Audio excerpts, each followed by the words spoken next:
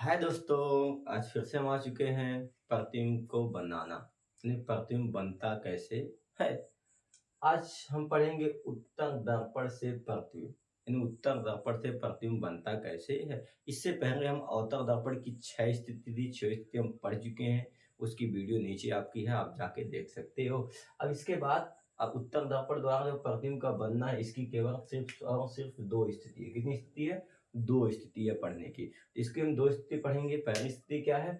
जब वस्तु अनंत पे हो, यानी उत्तर दर्पण द्वारा जो वस्तु अनंत पे होगा तो उसका प्रतिबिंब कहाँ बनेगा और कैसे बनेगा, उसको जानने की कोशिश करते हैं।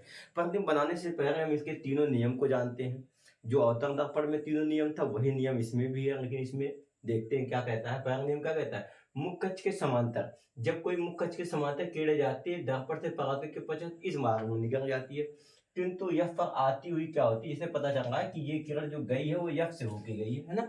किंतु यफ पर आती हुई क्या होती है? प्रतीत होती है। दूसरा पॉइंट, जब कोई वक्रता केंद्र से होकर किरण जाती है, जब कोई वस्तु वक्रता केंद्र से होकर, जब कोई किरण वक्रता केंद्र से होकर जाती है, मान लो ये किरण हम वक्रता केंद्र पे डाल रहे थे, तो दर्पण से परावर्तन के पश्चात क्या होता है? उसी मार्ग में वापस लौट जाता है, लेकिन सी पे जाती हुई प्रतीत होती है। ये कंडीशन दूसरी कंडीशन थी। तीसरी कंडीशन देखो क्या कह रहा है। कोई किरण मुख्य अक्ष पे जा रही हो, मान लो ये किरण को हमने कहा डाल रहा था, मुख्य अक्ष पे डाल रहे थे, लेकिन दर्पण बीच में आ गया तो दर्पण से परावर्तन के पश्चात क्या हो जाता है? मुख्य अक्ष के समांतर। जब मुख्य अक्ष के समांतर जाएगा तो इधर निकल जाएगा, और इधर से जब आएगा दर्पण से परावर्तन के पश्चात मुख्य अक्ष के समांतर हो जाएगा, किंतु यह पर क्या होगा? जाती हुई प्रतीत होगी। तो ये 3 नियम थे। इन 3 नियमों का प्रयोग करके उत्तर दर्पण द्वारा जो 2 स्थिति, उन दोनों स्थितियों को पढ़ने की कोशिश करते हैं। इस वीडियो में हम पहली स्थिति को देखेंगे, क्या कहा गया है। जब वस्तु अनंत पे हो, जब वस्तु अनंत पे हो तब प्रतिबिंब बनाना सीखेंगे। किसको क्या बनाना सीखेंगे? प्रतिबिंब बनाना सीखेंगे, किंतु उत्तर दर्पण की सहायता से। अवतल दर्पण नहीं, उत्तर दर्पण अब की बार बनाएंगे। तो उत्तर दर्पण कैसे बनाया जाता है? दबी हुई सतह, दबी हुई सतह पे कलाई करके उभरे हुए पृष्ठ को परावर्तक बना दिया जाए तो क्या कहलाएगा आपका? ये आपका हो जाएगा उत्तर दर्पण कहलाता है ना। ये हमने एक उत्तर दर्पण बना दिया। इसमें क्या खींच देंगे? मुख्य अक्ष खींच देंगे, है ना। मुख्य अक्ष हमने खींच दिया। ये आपका क्या है? ये हमने जो रेखा खींची, ये क्या है? मुख्य अक्ष है। क्या है आपकी? मुख्य अक्ष है। और यहाँ पे दर्पण का ध्रुव पी होता है। इसे क्या कहते हैं? दर्पण का ध्रुव पी होता है। उसके बाद थोड़ा और आगे जाएंगे तो ये मुख्य फोकस एफ होगा। अगर आपने पीछे वीडियो अवतल दर्पण की देखी है तो ये पॉइंट समझ में आना चाहिए। उसके बाद इसके आगे थोड़ा और जाएंगे तो ये क्या होगा? वक्रता केंद्र सी होगा। वक्रता केंद्र क्या होगा? सी होगा। अब देखते हैं कि वस्तु प्रतिबिंब बनता कैसे है। वस्तु का प्रतिबिंब बनता कैसे है। अब वस्तु कहाँ पे रखी? अनंत पे रखी है। और वस्तु किधर से आती है? जिस तरफ परावर्तक पृष्ठ होता है उधर ही से किरण आपतित कराई जाती है। हमेशा किरणें जो होती हैं इसके बाईं ओर से आपतित कराई जाती हैं। दर्पण पे हमेशा कहाँ से? बाईं ओर से आपतित कराई जाती है। मान लेते हैं यहाँ पे कोई वस्तु हम रख दी, ये क्या है? अनंत है। ये कहाँ पे? अनंत है। अनंत पे वस्तु, यहाँ से कोई किरण, वस्तु जहाँ पे रखी जाती है वहीं से किरणें चलती हैं। तो इस पहले नियम का प्रयोग करके हम क्या करेंगे? अनंत पे रखी वस्तु का प्रतिबिंब बनाने की कोशिश करते हैं। तो यहाँ से किरण क्या हो रही? जा रही है। यहाँ से किरण जा रही है, इधर हम सीधा खींच देते हैं। ये डॉट डॉट का मतलब आपकी ये समझ में आना चाहिए, ये किरण कहाँ से आ रही है? ये किरण जो है आपकी अनंत से आ रही है। किरण कहाँ से आ रही है? अनंत से आ रही है। और किसके? मुख्य अक्ष के समांतर। ये पहला नियम, मुख्य अक्ष के समांतर जब आती है दर्पण से परावर्तन के बाद इस मार्ग में निकल टकरा के क्या हो जाएगी? इस मार्ग में ऐसे निकल जाएगी। किंतु क्या होगा? यह पर जाते हुए क्या होगा? यह पे जाती हुई क्या होगी? प्रतीत होगी। देख सकते हो आप, यह पे जाती हुई क्या हो रही है? प्रतीत हो रही है ना।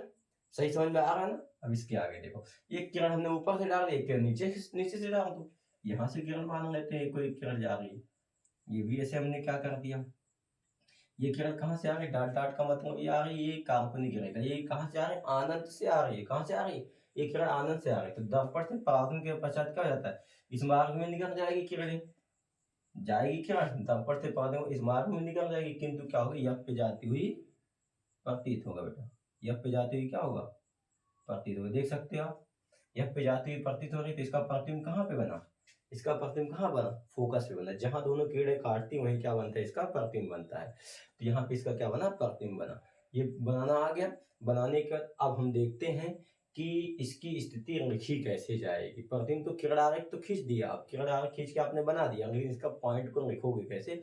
वो 4 पॉइंट होते हैं, उन पॉइंटों को हम पुट करने की कोशिश यहाँ पे करते हैं। पहला पॉइंट क्या कहता है, वस्तु बिंब की स्थिति। किसकी? बिंब, बिंब की स्थिति। बिंब को हम वस्तु कहते हैं, तो ब्रैकेट में लिख देते हैं वस्तु। बिंब वस्तु की स्थिति, यानी वो कहाँ पे रखी, वस्तु कहाँ पे रखी थी, अनंत। तो क्या लिख दोगे, अनंत। कहाँ पे है, अनंत पे है ना। ये पॉइंट समझ में, पहला पॉइंट समझ में आ गया। जब वस्तु अनंत पे रखी तो प्रतिबिंब कहाँ पे बना, फोकस पे बना। कहाँ बना, तो प्रतिबिंब की स्थिति क्या लिखेंगे, उसके बाद प्रतिबिंब, प्रतिबिंब की स्थिति। किसकी स्थिति, प्रतिबिंब की, प्रतिबिंब की स्थिति। प्रतिबिंब की स्थिति कहाँ पे है, यफ पर। किस पे है, यफ पे बन रही। कहाँ पे बन रही है, यफ पे बन रही है ना। प्रतिबिंब की स्थिति हो गई। प्रतिबिंब की स्थिति के बाद प्रतिबिंब का आकार, यानी प्रतिबिंब कितना बड़ा है, प्रतिबिंब का आकार, यानी प्रतिबिंब कितना बना दिख रहा है, कुछ पॉइंट के जितना बड़े बिंदु उतना बड़ा बना रहा है। तो हम कहते हैं प्रतिबिंब का आकार क्या है, अत्यंत छोटा कह दो, या तो बहुत छोटा कह दो, या तो कह दो बिंदुवत है। क्या है, बिंदुवत कह सकते हो, बिंदुवत। क्या है, बिंदुवत, या क्वेश्चन में लिख दो बिंदुवत कह दो, या कह दो बहुत छोटा, बहुत ही छोटा। क्या हो जाएगा, बहुत ही छोटा कह सकते हो। यानी अनंत पे रखी वस्तु का प्रतिबिंब क्या होगा, फोकस पे बनेगा, किंतु क्या होगा, बहुत ही छोटा होगा। इसके आगे देखते हैं चौथा पॉइंट, प्रतिबिंब की प्रकृति।